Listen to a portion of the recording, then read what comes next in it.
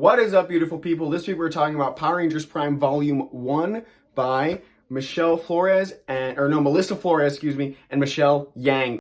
Hey guys, future editor here. Turns out Michael Yang is a man, and I can't do research. I incorrectly assumed his gender based off of how his name was spelled, and I couldn't find any pronouns or pictures of his face on Instagram anywhere, but I was just informed that Michael Yang is in fact a man.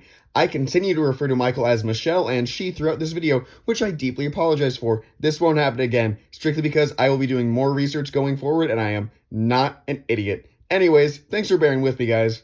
Let's get into it. I'm very excited to talk about this. Now, this is one of the only series that I'm collecting both monthly and in trade paperback form because this is just so freaking dope. I was a huge Power Rangers fan as a kid, and this is actually the book that has gotten me back into the series after, I want to say the last series that I watched was like Ninja Steel, and I was like maybe 14. That was like 6 years ago, right? So this is so dope. There's a quote back here by AIPT. I don't know who that is, but I think it encapsulates the way I feel about this perfectly. I'm just going to take it direct from the book, and it says, Power Rangers Prime #1 delivers a truly unique take on the Power Rangers universe in the vein of Ultimate Spider-Man and Absolute Superman. Now, what they mean by that is, this is not canon to the main universe, right? This isn't even canon to the old Power Rangers that Boom Studios was doing monthly, right? This is its own thing that takes bits and pieces of lore from other series and then sort of adapts on that. Like, there's a lot of characters from this book that we see in other series, like the main Red Ranger of this book is Lauren Shiba, who many of you know is the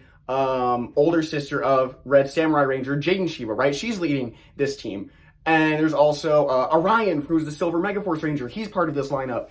And then there's also Bulk and a new version of Rita Repulsa. RJ from Jungle Fury, who's like such a weird pick. He's one of my favorite Rangers of all time. I did not expect him to pop up in this. Is also in this in like a blink and you'll miss it cameo. This is clearly such a love letter to what has come before. And Melissa Flores, who I believe wrote for Boom Studios previously, if I'm not mistaken. Yeah, so she's written for Boom Studios Power Rangers before.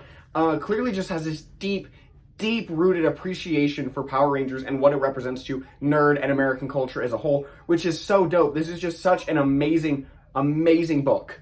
So the overall plot of this book is Rangers did exist at one point in time, but sort of in like myth and legend. We don't really know which ones for sure. We know for a fact the Samurai Rangers have existed for like a few thousand years at this point, right? And they've been protecting humanity. There's also hints that maybe some version of Mighty Morphin existed at some point. Judging by the fact that RJ shows up, we can assume that Jungle Fury would have popped up if not for a certain event. That event being this group called the Beast Brigade invaded Earth in the 60s, right? And the Altarians, who many of you know is the race that Zordon is from, had to sort of come onto Earth and protect the Earthlings from the Beast Brigade alongside the Power Rangers. What happened after is the Altarians sort of colonized Earth. I want to say like the 250th something Altarian colony now, right? And claimed Earth as part of their overall empire in the galaxy, right? So now they have basically erased any sort of like reference to Power Rangers or just the Morphin Grid or anything like that from human history. And now it's just sort of like a myth that people take about as seriously as like Norse mythology or something like that, right? Which is a really interesting take because now the Altarian government effectively controls everything from like media and the education system. Like, there are still heroes that exist, those being the VR Troopers, which I think is a really dope poll. They also have their own ongoing that comes out, I think, later this year that I am considering picking up.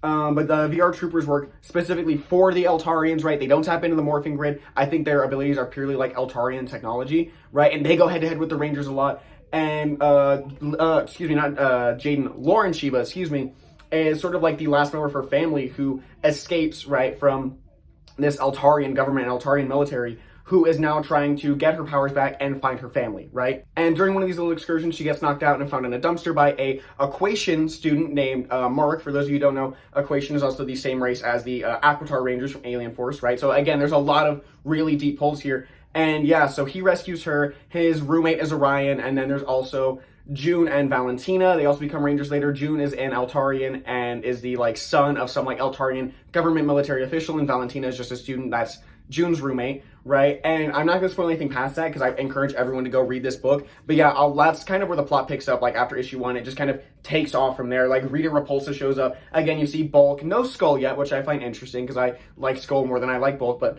whatever.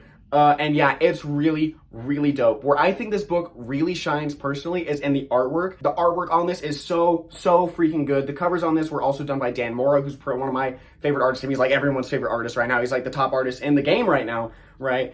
and it's very vibrant, but it's also very dark. I just find it to be really appealing. I do think it's a little bit evocative of Dan Mora's work, but not really. It's kind of like her own take, her own spin on things. It's a very, very original art style, and I love it so much. Honestly, if you don't even know Power Rangers is your thing, which, why are you watching this if you don't know that? But let's assume that you don't. Get this just for the artwork. The artwork on this is so good. The suit designs in particular are absolutely incredible. We're about 8 issues, I think 9 issues by the time this recording comes out, into the run, and we still haven't seen the Megazord yet, which I'm a little bit disappointed by, but my favorite thing about Power Rangers is the Megazords and the Zords and the weaponry, and I'm a little bit bummed we haven't seen that yet, but it's basically an inevitability at this point, because what's Power Rangers without the Megazords, right?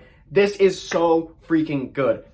If I had to rank this is getting a 5 out of 5, right? I have genuinely no notes for this. I love that it respects what has come before while also elaborating on that. And the fact that it's not just a sort of love letter to just Mighty Morphin. I feel like in terms of Power Rangers culture, everything we see nowadays is strictly to appeal to the original series and the fans who grew up on those original series. But then you have fans like myself who grew up on the Disney era, who grew up on Dino Thunder and Operation Overdrive, and even like that Neo Saban stuff like Samurai and Dino Charge. I almost said Dino Fury and then Dino Thunder. But Dino Thunder too. Like, this is a love letter to everything. It is mostly Mighty Morphin, unfortunately, but that's just kind of what we come to expect at this point within the Power Rangers fandom. But it's also so much more. We're getting bits of Jungle Fury, and the suits themselves, while mainly Mighty Morphin inspired, to me, there's also hints of Dino Thunder, as well as Dino Charge, because this is a dinosaur-themed Power Ranger from the looks, or at least the Red Ranger is. We don't really know for sure what the other ones are yet. But it's just, everything about this is just a love letter to Power Rangers as a whole, not just the original series. And I think that's what makes this so special.